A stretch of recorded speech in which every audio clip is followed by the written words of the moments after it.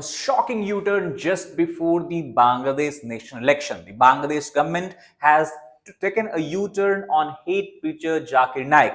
Just weeks after allowing him to enter Bangladesh, to visit Bangladesh, now the government has stated that Zakir Naik would not allow visit in Bangladesh as such. So what is the reason behind this sudden U-turn of Bangladeshi government, and how India, Pakistan, Bangladesh all are linked in the twisted tale of terrorism that seems to be preached by the Zakir Naik as such, by Zakir Naik as such. So first of all, you would understand who is Zakir Naik. He is a radical Indian preacher. He currently is a fugitive because once government of India started taking action against him and realized that he is involved in various kind of crime, involving also involved in terror activities and all that, he fled India, and since 2016 he has been staying and hiding in Malaysia itself. It is believed that he has linked with a lot of terror outfits operating in different regions of South Asia also, and also government of India and its agencies have claimed that he is involved in money laundering and terror financing.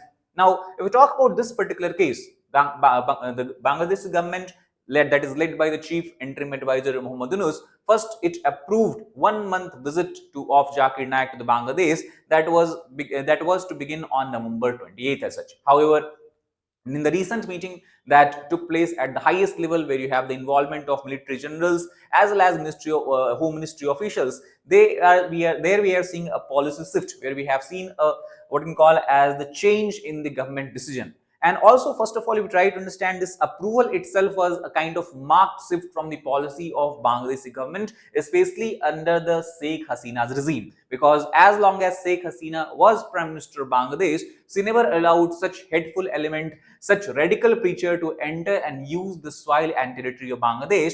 That seemed to have changed when Muhammad Yunus has taken the charge of the country as such. Now, the visit was planned just before the upcoming election, so somewhere that we can see might be the reason behind this change in the decision as such. The sudden U-turn can be explained on the basis of the Home Ministry Core Committee advisory, which has stated that the decision taken in the context of Zakir Naik's visit has been reversed, and the reason they have given is simple, because as Zakir Naik will come, at the same time elections are going to be conducted, preparation has to be made, and that is why the security forces of Bangladesh, the police of Bangladesh should be involved in election related preparation. And that time, because he might draw a large number of crowd management and crowd control can become difficult to achieve. That is why we have taken the decision to postpone his visit. Again, keep in mind here, they have not taken a decision to not allow Zakir Naik to visit Bangladesh, but they have postponed it that he can visit after elections as such. Now, before understanding this further in more detail, I would want to bring your attention to the fact that Legacy IAS Academy, we are going to soon commence batches.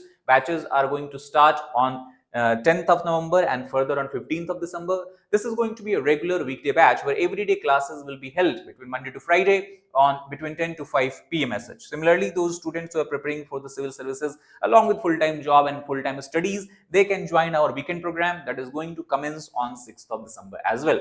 Now, in these programs, we ensure that every need of aspirant is taken into account as far as the requirement of UPSC examination is concerned. For example, we completely focus on comprehensive coverage of entire GS paper. We also ensure that students are able to interact with the faculty members and educators periodically, and because the UPSC require integrated approach to clear the examination, that is why we also inculcate the habit of daily mains answer writing. Based on that, they can get feedback and further improvise and then go and attempt mains examination with full confidence. Now, we know that during examination we commit a lot of mistakes, and these mistakes can only be rectified if students are participating in test series, they are getting the required feedback, and they are working on their weaknesses and further improving their strength as such. And it is for this reason we have also included test series for both prelims and mains in our program feature.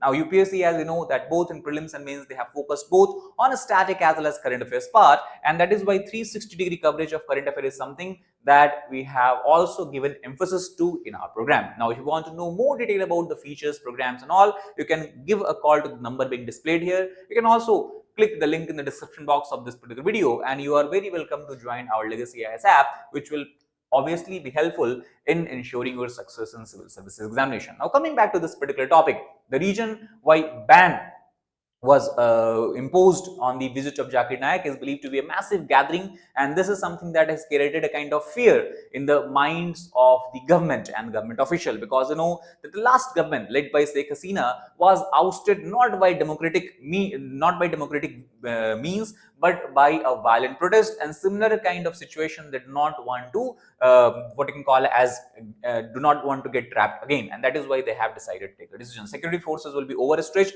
Priority, government has said, is the election stability and law and order, which might be compromised if Nayak visits. Election context is the first polls. If try to understand briefly also, it is a very important election in the Bangladesh itself, because if you talk about, it was in the August 2024 when Sheikh Hasina was ousted. Since then, Bangladesh is being run by an interim government led by Chief Advisor Muhammad Yunus, and many times the demand was raised for the fresh elections, but Muhammad Yunus had kept on postponing it. Finally, he has buzzed and stated that in the March 2026 elections will be conducted. So this is going to be the first polls post Hasina. Now, who will come and make the government is something that we have to wait and watch, because obviously Awami League, the government that is led, the party that was led by Sheikh Hasina, has been disbanded by Bangladesh. Now, election timeline, as we have discussed, is likely around March next year. Now, as far as Zakir Naik is concerned, why he is a controversial figure and why he is a fugitive, why he has run away from India, the reason is because in 2016, Bangladeshi government accused that he is responsible for the Holy Artisan terrorist attack in Bangladesh. Now, in this unfortunate attack, 22 people were killed.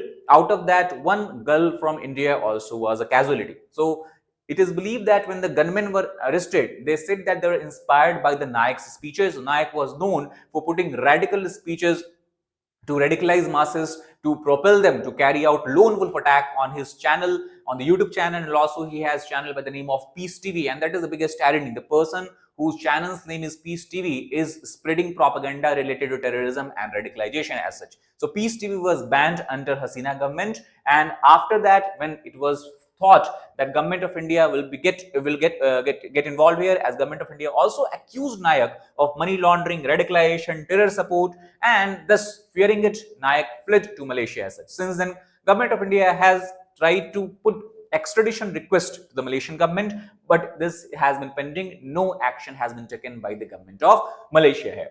Now, interestingly, there is a connection with Pakistan also, because if you look at in 2024, Zakir Naik visited Pakistan, and he did not visit it like a common person or common citizen, this is what we call as tourist. He visited it and he was given a welcome like a state guest of Pakistan. He was treated as a state guest, and such kind of visit has raised concern in India as well.